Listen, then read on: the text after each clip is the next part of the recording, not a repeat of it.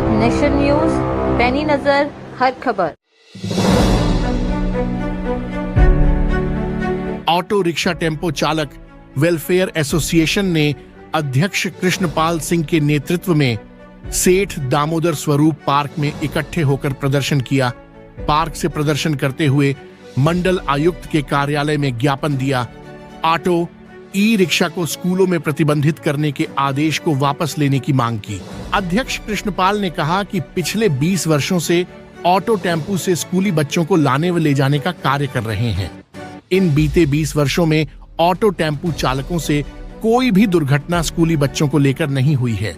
School में चलने वाले ऑटो टेम्पू के दोनों गेटों पर जाल लगाकर चलते हैं, जिससे कोई बच्चा बाहर हाथ नहीं निकाले। 2020 से यह आदेश लागू है, लेकिन ऑटो टेम्पो को प्रतिबंधित करने का आदेश पूर्णतया असंवैधानिक है, क्योंकि सभी ऑटो चालक छोटी छोटी गलियों में जाकर घर से बच्चे उठाते हैं और घर पर सुरक्षित वापस छोड़ते हैं। बसें शहर की छोटी छोटी गलियों में नहीं जा सकती हैं और बसें शहर की छोटी छोटी गलियों में बच्चों को लेकर नहीं आ सकती हैं। परिजन को अपने बच्चों को मुख्य सड़क पर जाकर छोड़ना होगा। छुट्टी में पुनः वापस में लाने को जाना होगा, जिससे बच्चों की सुरक्षा का खतरा बना रहेगा। इसलिए हम मांग करते हैं कि ऑटो टेम्पो ई रिक्शा के प्रतिबंध का आदेश वापस लिया जाए, अन्यथा हम आंदोलन करने को बाध्य होंगे, जिसकी जिम्मेदारी जिला प्रशासन की होगी। आज जो मामला है, हम लोगों ने कल भी दामोदर पार्क में अपनी बात रखी थी कि भाई जो आरटीए की बैठक हुई यहाँ मंडल आयुक्त महोदय के निर्देशन में, उसमें ऑटो टेम्पो ई रिक्शा को स्कूलों पर प्रतिबंधित करने का आदेश दिया गया है।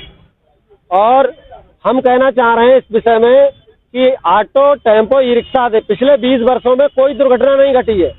हम लोग जाली लगा के गेटों पर सुरक्षित बच्चों को घर से ले आते हैं, बच्चे सुरक्षित वापस बुलाते हैं, लेकिन उसके बावजूद भी हमारे ऑटो टेम्पो पर प्रतिबंध लगाया गया है।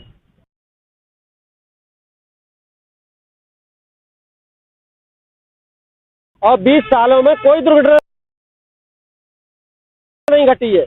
अब हम लगातार, कल भी हमने इसी बात को दोहराया था, लेकिन हमारी बातों को प्रशासन ने कोई संज्ञान में नहीं लिया। तब आज जाके जो है 50% लोग नहीं गए स्कूलों पर, बाकी कुछ लोग गए हैं स्कूलों पर ऑटो चालक। आज हम जो है स्कूलों पर जाकर सबको बता देंगे कि सोमवार से अनिश्चितकालीन हड़ताल करने पर हम मजबूर हो रहे हैं। सोमवार से अनिश्चितकालीन हड़ताल होगी, मांग पूरी नहीं होती। हाँ, अगर हमारी मांग पूरी नहीं होती, क्योंकि कल भी जो सिटी मजिस्ट्रेट महोदय आई, उन्होंने कोई आश्वासन नहीं दिया और ज्ञापन लेकर चली गई। और आज भी कोई हमसे किसी भी अधिकारी ने, किसी ने सकारात्मक तौर पर बात नहीं की है, जिससे हमें कोई आश्वासन मिले कि हाँ इस पर कुछ होगा। लगातार कल भी गाड़ियां सीज की गई और लगातार अखबारों में निकल रहा है कि प्रतिबंध के बावजूद भी ऑटो ई रिक्शा सवारी, ऑटो के वो स्कूली बच्चे ले जा रहे हैं।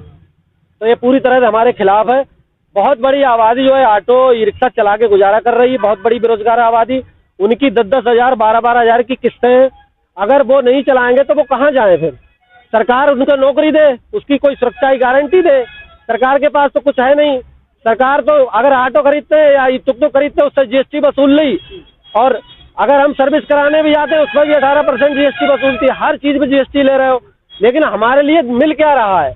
हमारे लिए बेरोजगारी और ठोकरें मिल रही है खाने को, और जो अब चालान मिल रहे हैं, जगह जगह फोटो खींच के चालान कर दे रहे हैं।